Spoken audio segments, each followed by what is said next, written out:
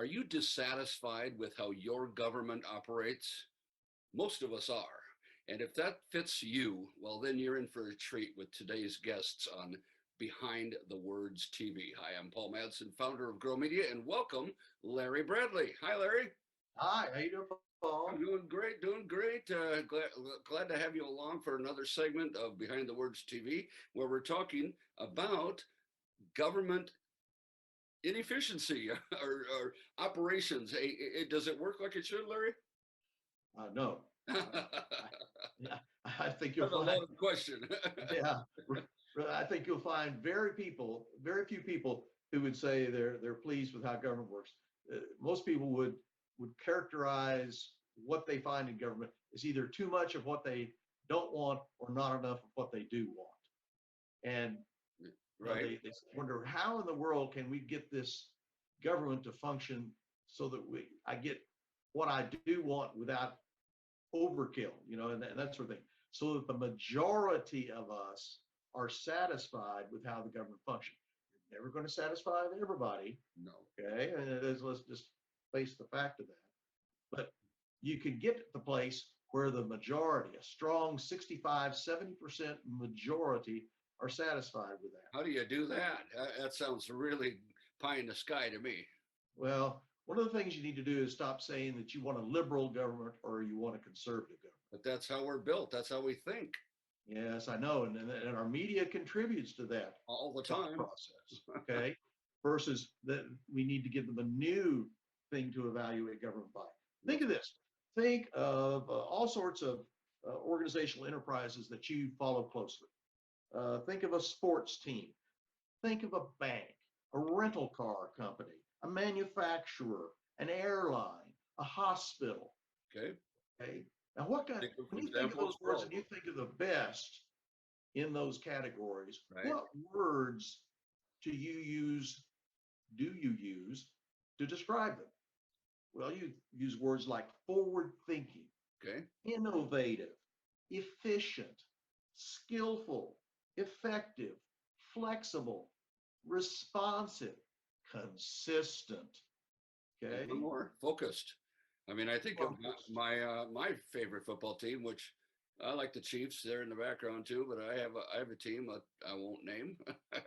Not a big secret, but every I think pro football team, for example, enters the season. What is their number one focus? Can we win the Super Bowl this year? How do we win the Super Bowl this year? So when you Yes. take all those words you just mentioned, how does that work with and for the whole government question? Well, it's the idea again.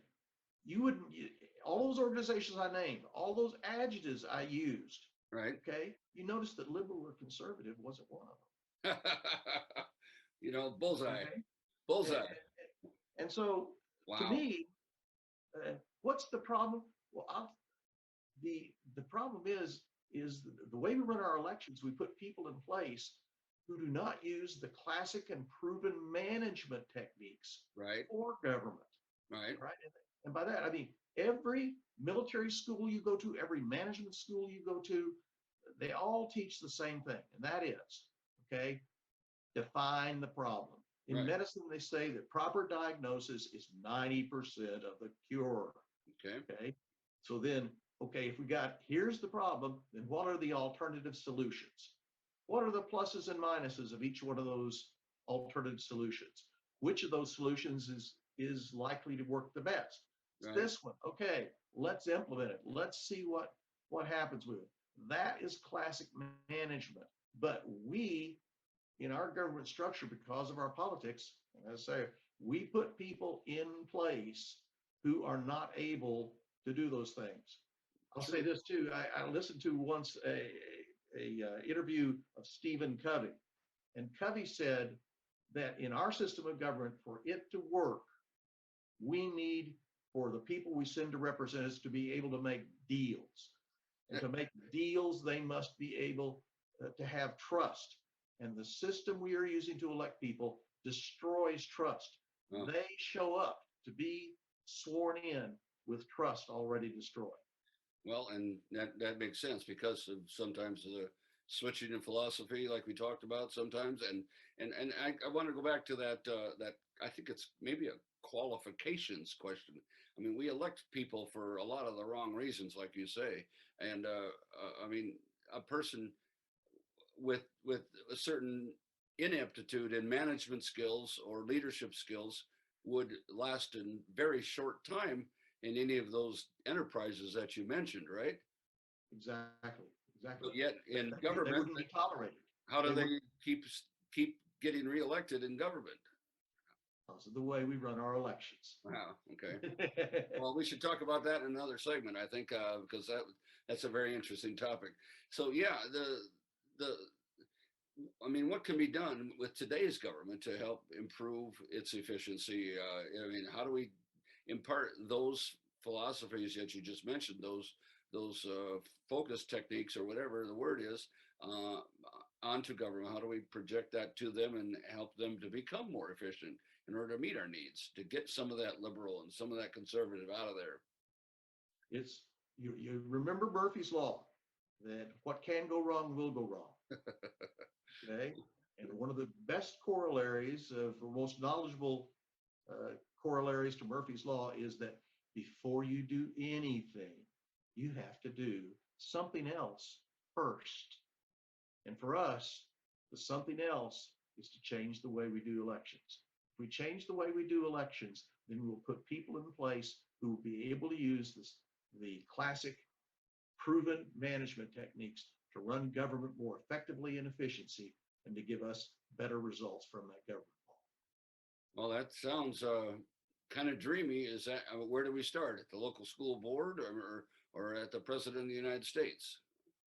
Start at all levels at the same time because we have problems at all levels. It's all a matter of changing, in particular, the ballot. And as you say, we can talk about that in the next segment. Well, it's too bad someone hasn't written a book with a roadmap toward this. Do you know anybody that has done that? Well, let's see here. There's this book. Oh, there's that one. Neither liberal. Yeah, and there's also this DVD program. Tell us about the Party DVD. system isn't working anymore and what to do about it. Say it again. I'm sorry. Why the two-party system isn't working anymore and No, what to do about it. Larry, these are topics that are just perfect for today's age and today's climate and what's going on in the political world. Last word to you about improving government efficiency. You're on, go. As I say, you have the situation you have because of the way you run your elections.